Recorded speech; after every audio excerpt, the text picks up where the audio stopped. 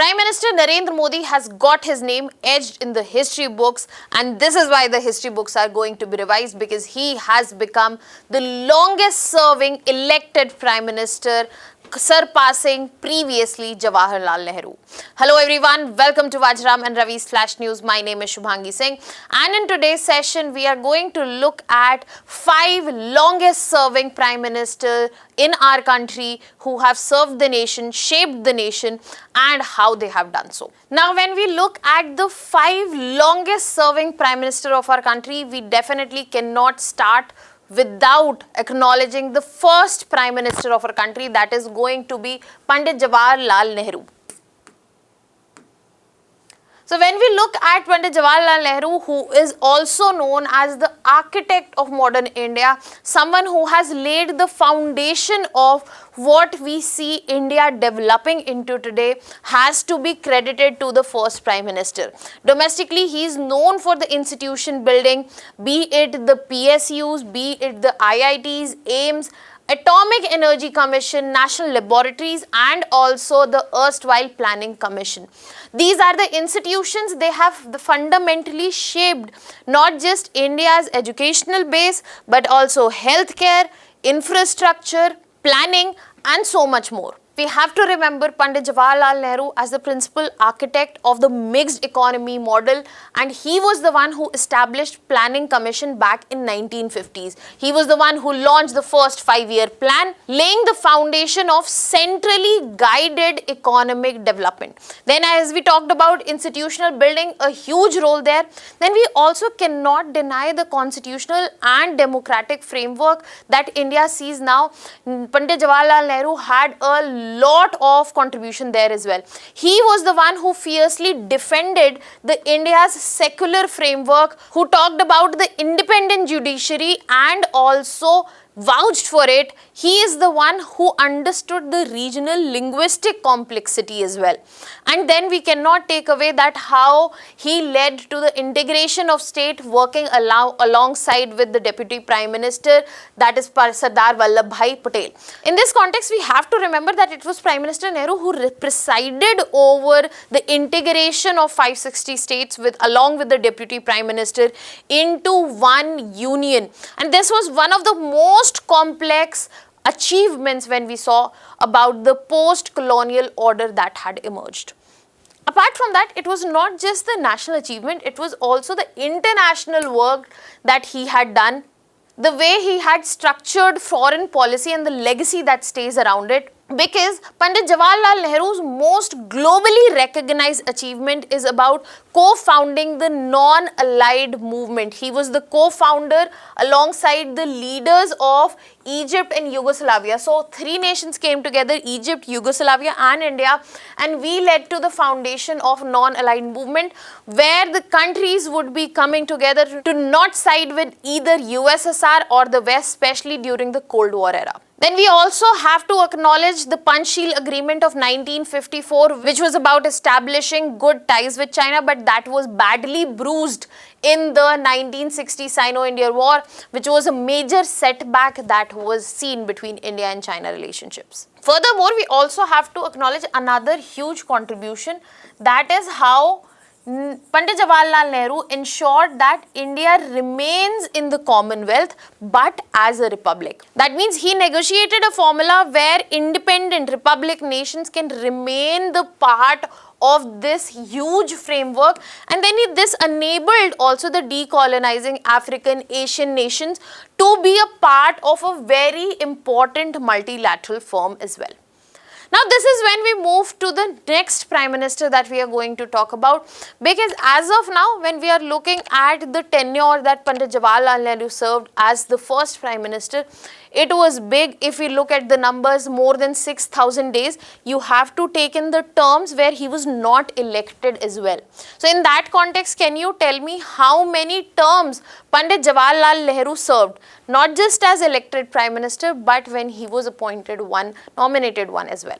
Now moving on to the next Prime Minister that we are going to talk about today is the daughter of Pandit Jawaharlal Nehru itself, the first lady Prime Minister of our country, the Iron Lady, who served 16 years across two stints, 1966 to 1977 and then 1980 to 1984. Now, if we look at the domestic contribution, one of the biggest ones have been that how she ensured bank nationalization in 1969.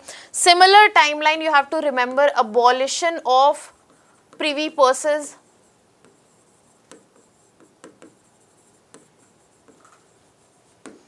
which ensured that when we are talking about a nation which wants to address inequality, that was somewhat addressed through these norms so that credit can be available to the underserved sectors. When we are talking about everybody being equal, there is no point of existence of privy purses. And then came the Green Revolution. For Green Revolution, yes, it had started during the time of Lal Bahadur Shastri itself, but it was Indira Gandhi's government which saw the full fruition of the Green Revolution itself, especially through the late 1960s and 1970s, and this is a huge achievement for a country which was food deficit, which was dependent on imports from US, but it turned into a self-sufficient one when we are especially looking at wheat and rice. And then unfortunate blot on the legacy of this Prime Minister is the emergency, remembered as a black period 1975 to 77. The suspension of civil liberties, one of the most controversial phase of the whole Indian democracy, not just this very Prime Minister. But apart from this, we also have to understand the contribution remained immense at the global level as well, because she was the one who staunchly stood to support Bangladesh in the Bangladesh Liberation War 1971. She led from the front during the decisive victory that we had over Pakistan in 1971. The first Pokhran nuclear tests were conducted under her prime ministership in 1974, and she was responsible for strengthening the alliances, especially when we are looking at one of the biggest bloc of that time, that is with Soviet. India's strategic position was strengthened, and this has helped India in multiple times as well. Then we move to the third person that we are going to talk about today is the present Prime Minister of our country, that is Mr. Narendra Modi, who has been serving for 3 consecutive terms, making him the longest serving elected Prime Minister. He has been responsible for digital transformation across sectors, be it UPI, be it Digital India Mission, direct benefit transfers, economic reforms such as GST, demonetization and more. Furthermore, welfare expansion and infrastructure are 2 major pillars where there has been immense work under his prime ministership. There are multiple examples that we can talk about here, be it Jan Dhan Yojana, Ujjwala Yojana, Ayushman Bharat and more. Apart from that, infrastructure is seeing a great overhaul, be it Indian ports development, be it Sagarmala, be it Bharatmala, metro expansion, airport modernization, RRTS, regional connectivity services and more. But when we talk about the global front, this has also seen a huge contribution where Narendra Modi has put up on the global map through Quad and the stakeholdership when we are talking about the Indo-Pacific region. Then G20 presidency of 2023 where African Union was inducted, that is another important point for India, and how India is taking the role of leader, especially for the global south. That as a narrative has also been brought in this very prime ministership. Furthermore, he has immensely contributed to shaping up of India's foreign policy, where we talk about strategic autonomy, where we talk about neighborhood first and looking towards our own interests very much.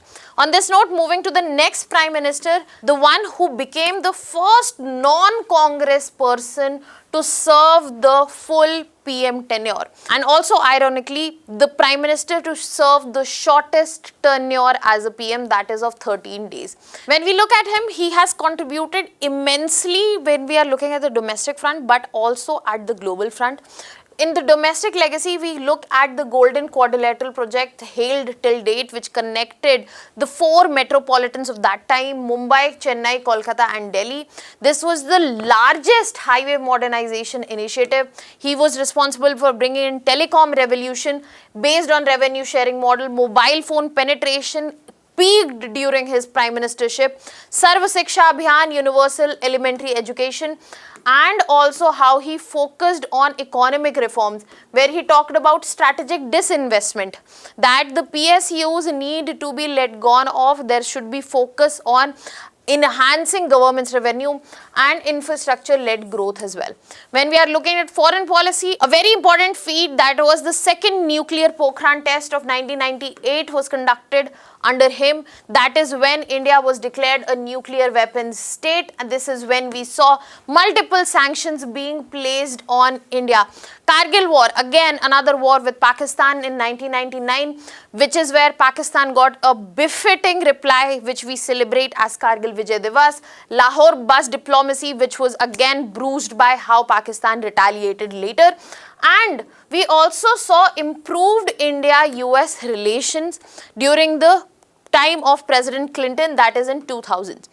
Then we have Dr. Manmohan Singh, the one who was finance minister when the liberalization, privatization, globalization reforms were brought under P.V. Narasimha. But that is something that contributed more as an economist, reformist. But that is exactly the thing that contributed during his prime ministership as well, because we see it as economic reformist of the time. He was the one who ensured the economic growth around 7 to 8%, especially during the time where you have to remember that this is when the global slowdown we saw, when US was shaking in boots. This is when we still assured a good GDP growth rate. Landmark reforms such as RTI Act, MG Narega, Right to Education, National Food Security Act all came under his prime ministership. And also when we talk about Aadhaar project, the launch of this project was under him as well. When we are looking at foreign policy, one of the biggest feat of this time, and especially when we are talking about the nuclear isolation that India was in, was India-US civil nuclear deal of 2008. It strengthened India and US strategic partnership, and it ended India's nuclear isolation as well.